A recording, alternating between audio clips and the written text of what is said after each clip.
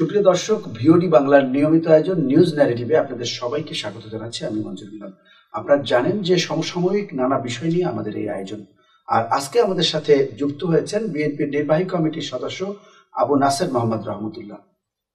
রহমতুল্লাহ ভাই, আপনাকে ভিওডি বাংলার স্টুডিওতে স্বাগত জানাচ্ছি। আমরা দেরি না করে আলোচনায় চলে যেতে চাচ্ছি। আমরা দেখছি যে রাজনৈতিক যে মাঠ, সেখানে বেশ বল দখলের এক ধরনের চেষ্টা, অর্থাৎ কথার লড়াই। এনসিপি, বাংলাদেশ জাতীয়তাবাদী দল, বিএনপি এবং পিছিয়ে নেই জামাতও। এটি কি সামনে যে নির্বাচন রয়েছে, সেই নির্বাচনে জনগণ অর্থাৎ ভোটারদেরকে আকৃষ্ট করার কৌশল কিনা?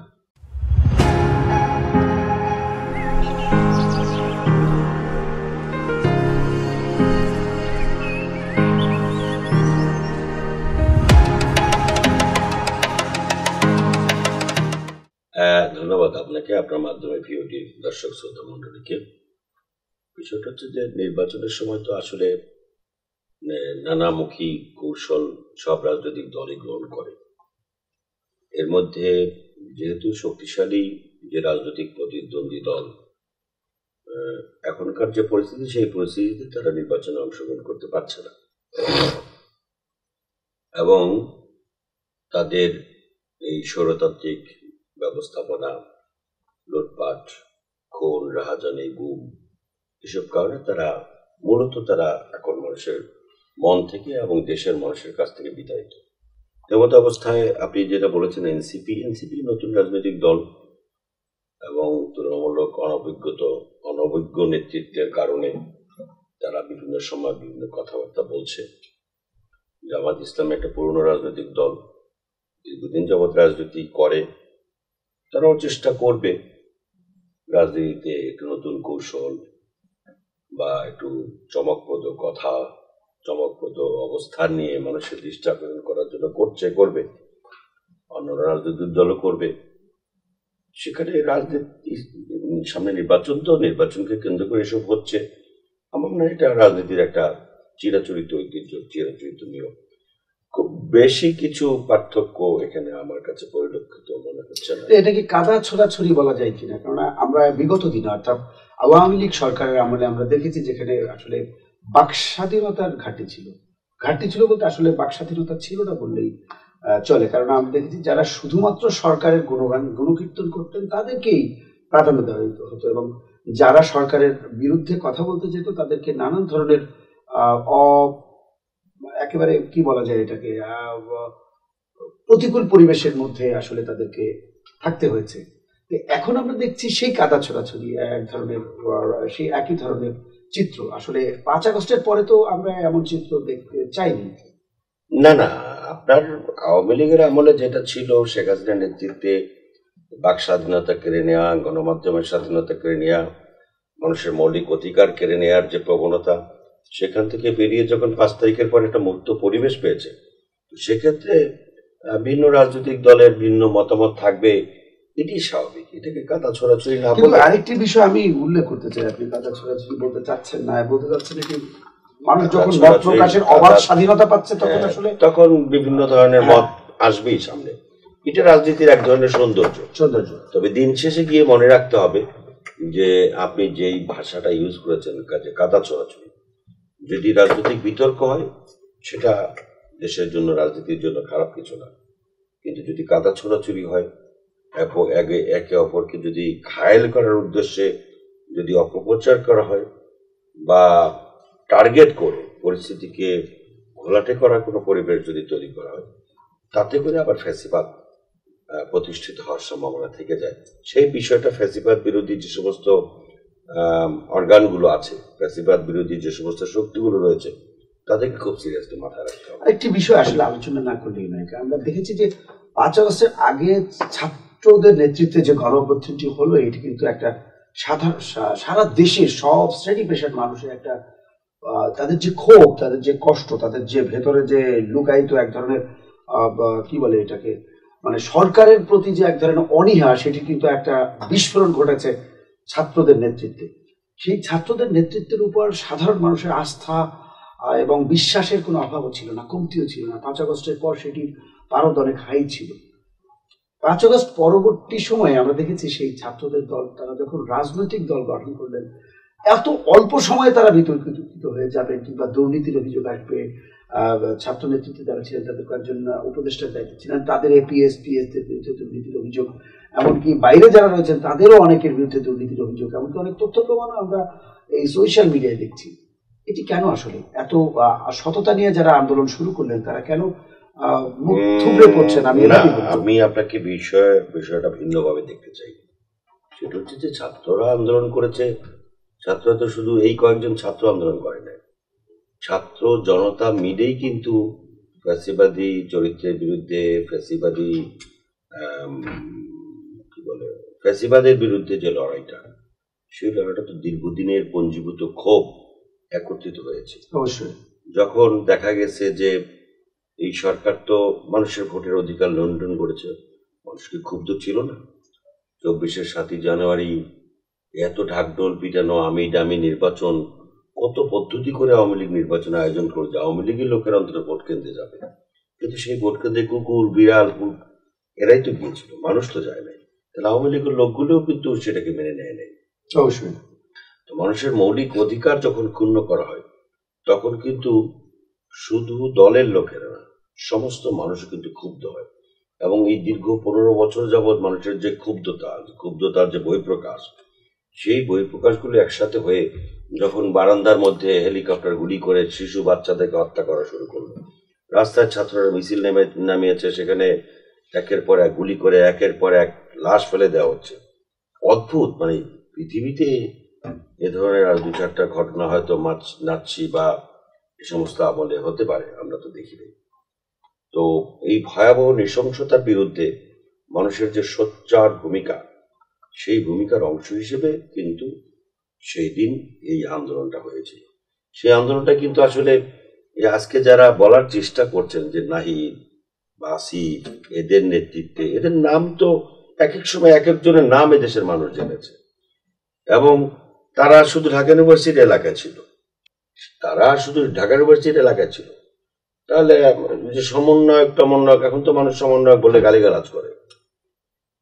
সমন্বয়ক যদি 3জন 4জন 5জন সমন্বয়ক ঢাকা ইউনিভার্সিটি থাকে, মোহাম্মদপুরের যে এত বড় বিস্ফোরণ, সেখানকার সমন্বয়ক কে ছিল কেউ কি বলতে পারবে? ব্র্যাক বিশ্ববিদ্যালয় থেকে শুরু করে সেই একবারে পুরো যে এই এয়ারপোর্টের রাস্তার মধ্যে যে বিশাল ছাত্র জনতার সঙ্গে পুলিশের দিন ভর রাত ভর গোলাগুলি যে সমস্ত ঘটনা ঘটেছে, সেখানে কি কোনো সমন্বয় ছিল? তো আপনার এই যে উত্তরাতে যাত্রাবাড়িতে, এখানে তো কোনো সমন্বয়কের নাম আমরা শুনি নাই, শুধু দেখলাম সমন্বয়ক। এমন মজার ব্যাপার হলো, যাদের নাম সমন্বয়ক হিসেবে দেখলাম, তারাই তো পুলিশের কাছে গিয়ে তোতা পাখির মতো বলল যে আমরা এই আন্দোলনের নামে সহিংসতা বিশ্বাস করি না, আজ থেকে আমাদের কর্মসূচি প্রত্যাহার করা হলো। এক প্রকারের তারা তো ভিলেন হয়েই গেছিল। সেখান থেকে যখন জোর করে নায়ক হওয়ার চেষ্টা করেছে, মানে তাদের আচরণের মধ্য দিয়ে তারা ভিলেন হয়েছে, আর তারা তাদের নিজেদেরকে আন্দোলন সফল হওয়ার পরে লক্ষ লক্ষ মানুষের রক্তের বিনিময়ে, হাজার হাজার মানুষের জীবনের বিনিময়ে, তারপরে পঙ্গুত্ব অন্ধত্ব সমস্ত কিছুর বিনিময়ে সারা দেশের ছাত্র জনতা, শ্রমিক, মেহনতি মানুষ, সকল শ্রেণী মানুষ ঐক্যবদ্ধ হয়ে যখন ফ্যাসিস্টের বিরুদ্ধে রুখে দাঁড়িয়েছে, সেই আন্দোলন সফল হওয়ার পর দেখা গেল যে কৃতিত্ব নেওয়ার জন্য চেষ্টা করছে। এই যে জোর করে কৃতিত্ব নেওয়াটা, এটা ছিল তাদের জন্য সবচেয়ে বড় ভুল। এই আন্দোলনের পিছনে তো জনাব তারেক রহমান সাহেব সব ধরনের সহযোগিতা নিয়ে তারপরে ছাত্র জনতা এই আন্দোলনের পাশে ছিলেন। এই আন্দোলনে জামাত ইসলামী নেতারাও পিছন থেকে সহায়তা করেছেন, এই আন্দোলনের অন্যান্য রাজনৈতিক দলের নেতারাও তো পিছন থেকে অনেক সহায়তা করেছেন, বিভিন্ন ব্যবসায়ীরা বিভিন্নভাবে সহায়তা করেছেন। ফ্যাসিবাদ বিরোধী এই আন্দোলনকে সফল করার জন্য প্রত্যেকটা মানুষের মা বোনরা, আমি বরিশাল বিশ্ববিদ্যালয়, সেখানে বরিশাল বিশ্ববিদ্যালয় আন্দোলন চলাকালে গ্রামের মানুষ বালতিতে ভরে ডাল রান্না করে, পাতিলের মধ্যে লাউ রান্না করে, তারপর গামলার মধ্যে ভাত নিয়ে তারপরে ছাত্রদের মাঝে গিয়ে বিতরণ করা শুরু করেছে। এটা কি ছাত্রদের আন্দোলন ছিল? ছাত্র জনতার ঐতিহাসিক গণ অভ্যুত্থানকে কেউ কেউ তাদের নিজেদের ক্রেডিট নেওয়ার জন্য, নিজেদের মানে সমস্ত ক্রেডিট নিজেদের পকেটে ভরবার কারণেই মানুষের তাদের প্রতি অনাস্থা তৈরি হয়েছে, এবং এটা তাদের জন্য বুমেরাং হয়ে দাঁড়িয়েছে, ভবিষ্যতে আরো ক্ষতিকর হবে। এইখানে কিছু সুবিধাভোগী রাজনৈতিক শক্তিও তাদেরকে ইন্ধন দিয়েছে এবং তাদেরকে নষ্ট করা হয়েছে। আমি বলবো এক কথায়, তাদেরকে নষ্ট করা হয়েছে, যাদেরকে এমন ভাবে তেল মারা হয়েছে। ইভেন আমি নির্দ্বিধায় বলতে পারি যে প্রধান উপদেষ্টা ডক্টর মোহাম্মদ ইউনূসকেও কোনো কোনো ক্ষেত্রে আপনার ভুল তথ্য দিয়ে তাকেও মিসগাইড করা হয়েছে। এবং তিনি একসময় বললেন ছাত্ররা একটা দল করেছে, ওদের একটু সময় দেওয়া দরকার। ভাই, ডক্টর মোহাম্মদ ইউনূসের মুখ থেকে দেওয়া ধরনের কথা মানুষ আশা করে না। একটা অন্তর্বর্তীকালীন সরকার, সেই সরকারের সাংবিধানিক দায়িত্ব হচ্ছে 3 মাসের মধ্যে একটা সুষ্ঠু নির্বাচন করবে। এর বাইরে একটা অন্তর্বর্তীকালীন সরকার অন্য কোনো কাজ নেই। ওনারা বললেন সংস্কার করবেন, বিচার দৃশ্যমান হইতে হবে। ভাই, সংস্কার বাস্তবায়ন কে করবে? সংস্কার বাস্তবায়নের দায়িত্ব কার? জনগণের নির্বাচিত প্রতিনিধি তো সংস্কার বাস্তবায়ন করবে, ওনারা তো সংস্কার বাস্তবায়ন করবে না। সংস্কারের ইজারাদের হিসেবে যাদেরকে সামনে দেখা যাচ্ছে, সেই সংস্কারবাদীরা তো বাংলাদেশেই বসবাস করেন না, তাদের তো এই দেশের মাটি মানুষের সঙ্গে, সংস্কৃতির সঙ্গে কোনো সম্পর্ক নাই, তো কি সংস্কার তারা করবেন? দ্বিতীয় বিষয়টা হচ্ছে বিচার দৃশ্যমান। বিচার কারা করবে? বিচার, আপনি যারা বিচারের জন্য বলতেছেন যে বিচার দৃশ্যমান হতে হবে, তারা তো হামলা মামলার শিকার হয় নাই, তারা তো খুনের শিকার হয় নাই, তারা তো গুমের শিকার হয় নাই। তারা বিচার বুঝবে কি? তার পরিবারের কেউ জেলে গিয়েছে, তার পরিবারে কেউ রক্ত দিয়েছে, তার পরিবারে কেউ খুন হয়েছে, তার পরিবারে কেউ গুম হয়েছে, উনি বিচারে কি বুঝবেন? বিচার যারা সারা বছর সকাল থেকে শুরু করে বিকাল পর্যন্ত বারান্দায়, জেলের বারান্দায় দৌড়েছে, আমরা টকশো করে বের হয়েছে, আমাদেরকে নিচে থেকে গ্রেফতার করে নিয়ে গেছে। আমরা একটা বাড়ির একটা রুমের মধ্যে গিয়ে 8-10 জন পালাইছিলাম। তারপরে আমাদের বহু শত শত ছেলে গুম হয়েছে, খুন হয়েছে, বাড়ি ঘর জ্বালায় দিছে, বাজারে যেতে পারতো না। সেই সমস্ত লোকেরা বুঝবে যে কারা আমার উপর আমাকে হামলা করেছে, আমাকে বিরক্ত করেছে, আমাকে অন্যায়ভাবে জুলুম করেছে। বিচার তো বিএনপি করবে, কারণ বিএনপি এই 75 লক্ষ আসামি বিএনপি নেতা কর্মীরা, লক্ষ লক্ষ মামলা হয়েছে তাদের বিরুদ্ধে। তারা বুঝবে মামলা করলে কি হয়, মামলার কারণে একটা পরিবার, একটা সমাজ কিভাবে ধ্বংস হয়ে যায়, নিঃশেষ হয়ে যায়। এই বেদনা তো তারা বুঝবে না। আমি খুব নির্দ্বিধায় মনে করতে পারি যে বিচার এবং সংস্কারটাকে সামনে নিয়ে আসা হয়েছে একটি কুচক্রী মহলের পরামর্শে। এটাকে সামনে এনে শুধুমাত্র একটি অনির্বাচিত সরকারকে দীর্ঘায়িত করবার জন্য, একটি নির্বাচিত সরকারকে দীর্ঘায়িত করার জন্য এবং নির্বাচনকে দীর্ঘায়িত করার জন্য। কারণ যারা সুবিধাভোগী, উচ্ছিষ্টভোগী, তারা যদি একটি দুর্বল সরকার ক্ষমতা থাকে এবং যে অনির্বাচিত সরকার যদি ক্ষমতা থাকে, তাহলে তাদের লুটপাট করতে, তাদের স্বার্থ হাসিল করতে, তাদের ধান্দা ফিকির করতে, সোজা কথায় লুটপাট করতে তাদের সুবিধা হয়। সেই কারণেই এই নির্বাচিত সরকারকে বিভিন্ন কুপরামর্শ দিয়ে এই আমাদের একটা অনির্বাচিত সরকারকে দীর্ঘদিন ক্ষমতা রাখার কারণে আজকে দেশে অস্থিরতা চলছে। আইন শৃঙ্খলা নিয়ন্ত্রণে নেই, বাজার নিয়ন্ত্রণে নেই, মানুষ। সেটি তো স্বরাষ্ট্র উপদেষ্টা বলছেন যে অনেক উন্নতি হয়েছে। 5 আগস্ট পরবর্তী যে পরিবেশ পরিস্থিতি ছিল, যেখানে পুলিশ যে ব্যবস্থা, সেই পুরো ব্যবস্থাটি ভেঙে পড়েছিল, সেই পুলিশদেরকে আবার কাজে ফিরিয়ে আনে এবং তাদের যে পেশাদারিত্বের যে জায়গাটি 17 বছর হারিয়ে গিয়েছিল, সেই জায়গায় নিয়ে আসা একটা বড় চ্যালেঞ্জ। তো সেটিও কিন্তু তিনি বলছেন। এই বিষয়ে আপনি কি বলবেন? আমি খুব একটা দ্বিমত করবো না, আবার খুব একটা একমত হব না। কারণ 1 বছর ধরে আপনি যতটুকু উন্নয়ন করছেন এই পুলিশিং ব্যবস্থা, আইন শৃঙ্খলা পরিস্থিতির, সেটাকে উন্নতি বলা যায় না, নাম্বার 1। নাম্বার 2 হচ্ছে যে ওনাদের যে আন্তরিকতার অভাব আছে সেটা আমি মনে করি না, কিন্তু অভিজ্ঞতার অভাব আছে। আন্তরিকতার ঘাটতি নেই, কিন্তু অভিজ্ঞতার যথেষ্ট পরিমাণে ঘাটতি আছে। কেউ রাজনৈতিক ব্যক্তি নন, কেউ অভিজ্ঞ ব্যক্তি নন। আর এমন একটা টিম, এই টিম ওয়ার্ক কিভাবে করতেছে সেটা আল্লাহ মাহবুব জানে। শুধুমাত্র জনগণের একটা সমর্থন এখনো আছে, জনগণের একটা ভালোবাসা তাদের প্রতি এখনো আছে, কিন্তু তাদের অনভিজ্ঞতার কারণে তারা আসলে যথোপযুক্তভাবে কাজ করতে পারছে না। এবং 1 বছরের মধ্যেও যেহেতু এগুলোর যথাযথ উন্নতি তারা করতে পারেননি, ধরেই নেওয়া যেতে পারে তারা অন্তত দেশ পরিচালনার ক্ষেত্রে ব্যর্থ বলা চলে।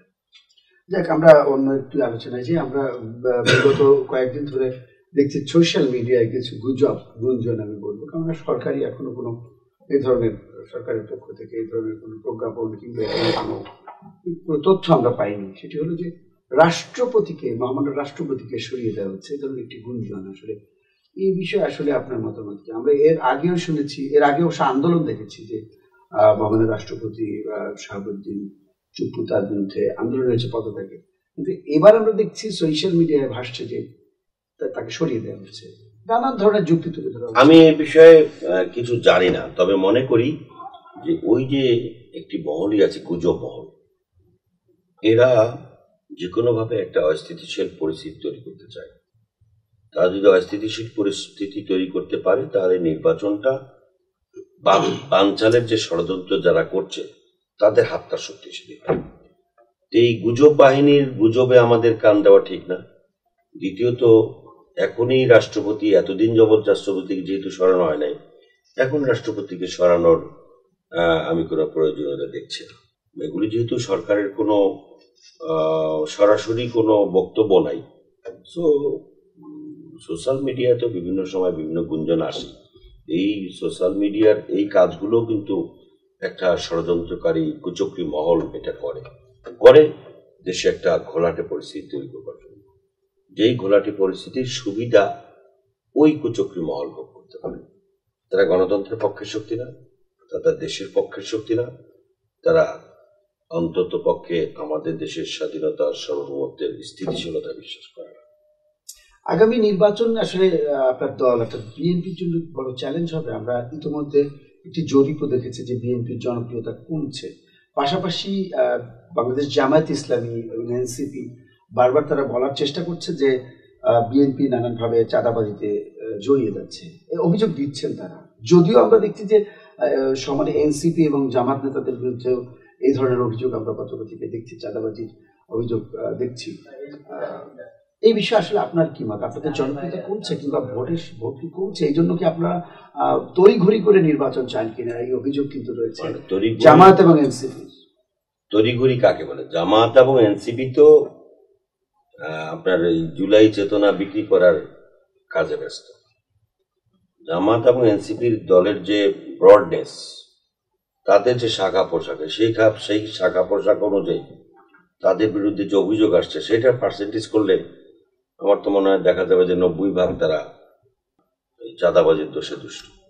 আর বিএনপি যেই মাপের বড় রাজনৈতিক দল, সারা বাংলাদেশের প্রতিটা গ্রামে গঞ্জে সেখানে কিছু দুষ্ট লোক বিভিন্নভাবে বিএনপির নাম ব্যবহার করে এটা করতেই পারে, কিন্তু করার সাথে সাথে বিএনপির পক্ষ থেকে যে ধরনের অ্যাকশন নেওয়া হয়েছে, অন্তত 5,000-এর উপরে নেতাকর্মীর পদ স্থগিত বহিষ্কার করা হয়েছে, নজিরবিহীন।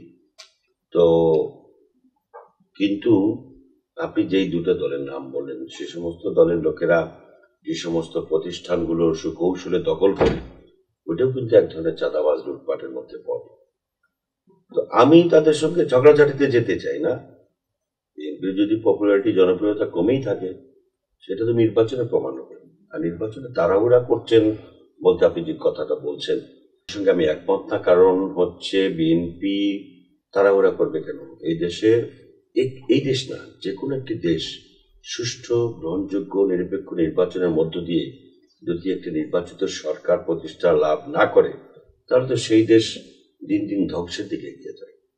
গণতান্ত্রিক রাষ্ট্র আপনি বলতে গেলে তো নির্বাচনের কোনো বিকল্প নেই, অন্য কোনো পথ তো আপনি একটি সুষ্ঠু গণতান্ত্রিক রাষ্ট্র চিন্তাও করতে পারেন না। সো বরং একটি মহল চাচ্ছে যে তারা যে বিভিন্ন কায়দায় লুটতরাজ করছে, এই সরকারের মধ্যে থেকে, বাইরে থেকে, উপর থেকে, নিচের থেকে, সরকারের ওখান থেকে হালুয়া রুটি খাওয়ার চেষ্টা করছে, তারাই বরং এখন আপনি দেখবেন যে বিএনপিকে সুকৌশলে বিএনপির বিরুদ্ধে অপপ্রচার করছে, চাঁদাবাজি করছে। বিএনপির কেউ কোনো অবস্থায় অপরাধের সঙ্গে জড়িত না, আমি সেটা বলবো না। হ্যাঁ, কোনো কোনো ক্ষেত্রে তো সেটা হয়েছে। তো সেটা তো জামাত ইসলামের ব্যাপারেও আছে, সেটা তো এনসিপির ব্যাপারেও আছে, অন্যান্য রাজনৈতিক দলের ব্যাপারে আছে। কিন্তু একটা কথা আছে, দেখবেন সাদা কাপড়ে দাগ পড়া নাকি বেশি দেখা যায়।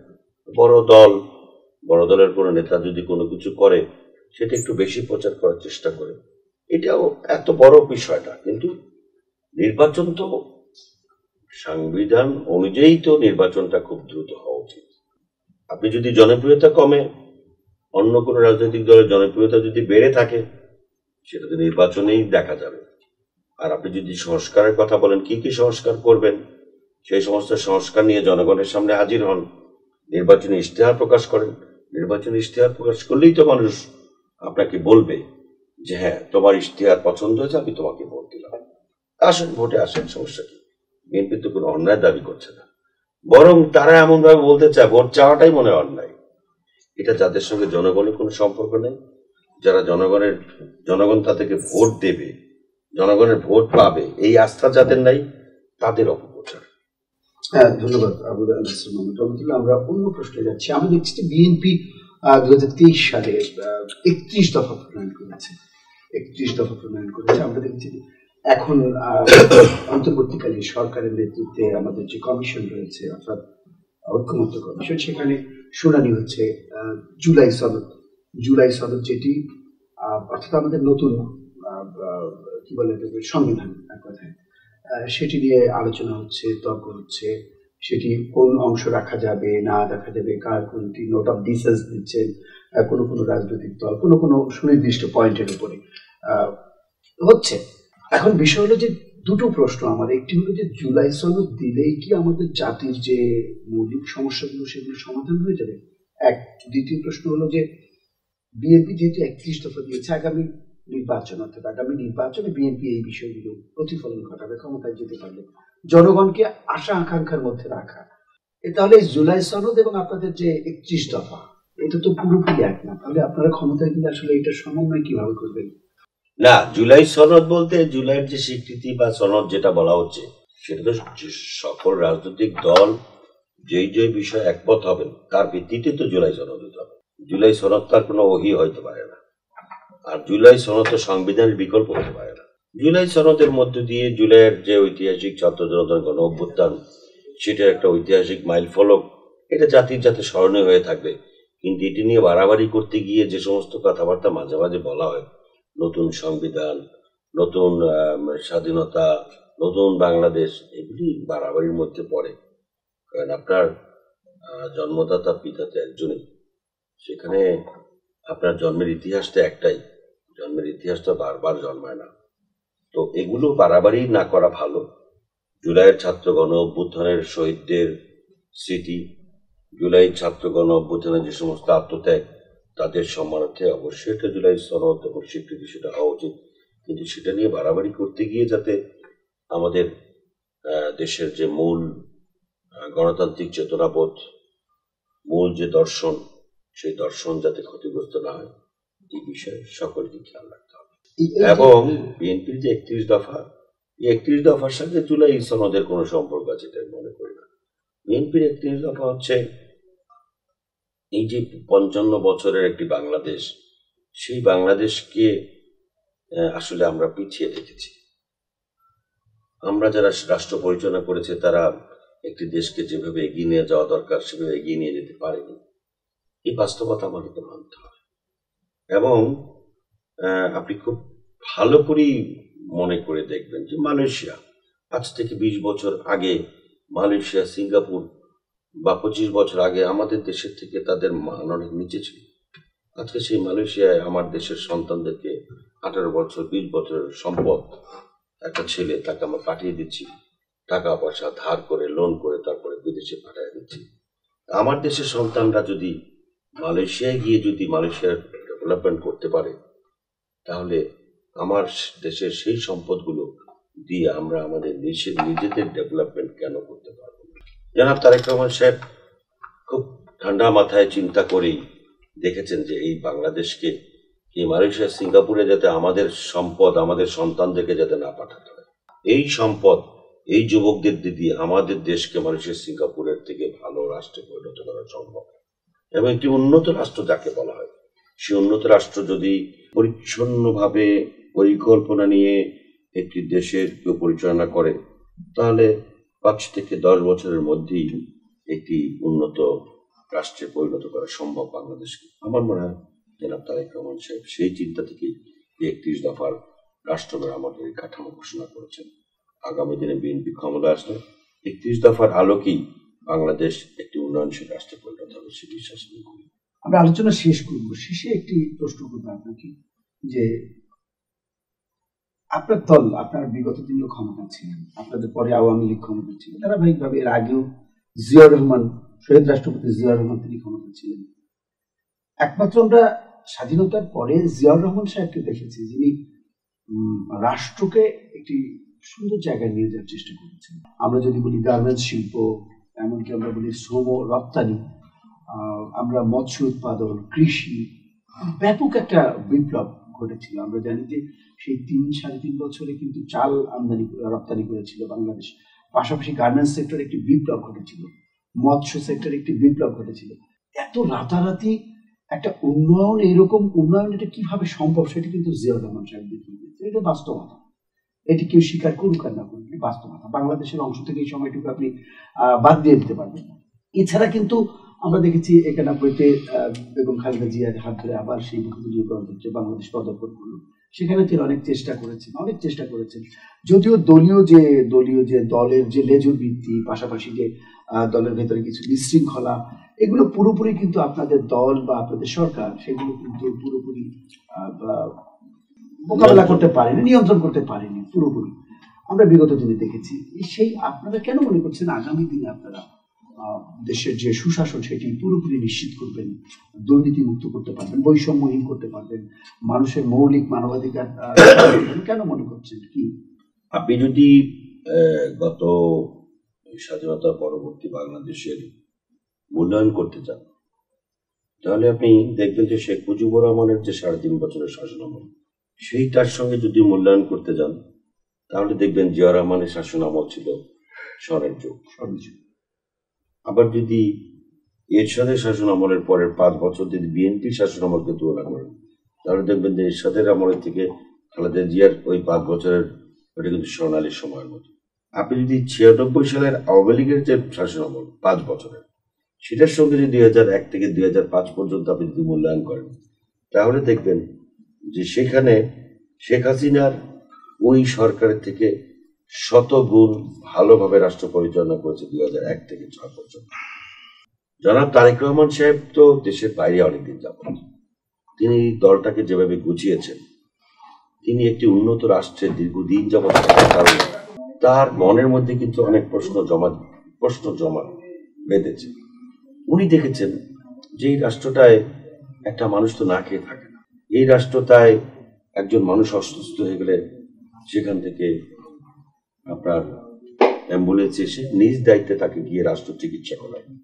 এই যে জিনিসগুলো দেখেছেন, ওনার মধ্য থেকে আমি ব্যক্তিগতভাবে মনে করি যে ওনার মাথা থেকে এই জিনিসগুলো বের হয়েছে যে আমার রাষ্ট্র বাংলাদেশ। কারণ উনি তো জানেন যে একদিন এই দেশের মানুষ তাকে রাষ্ট্রপ্রধান করবে, তিনি দেশের দায়িত্ব নেবেন। সেই চিন্তা করেই উনি আসলে এই রাষ্ট্র কাঠামো মেরামতের 31 দফা সকলের সঙ্গে পরামর্শ করে তারপরে এটা প্রণয়ন করেছেন।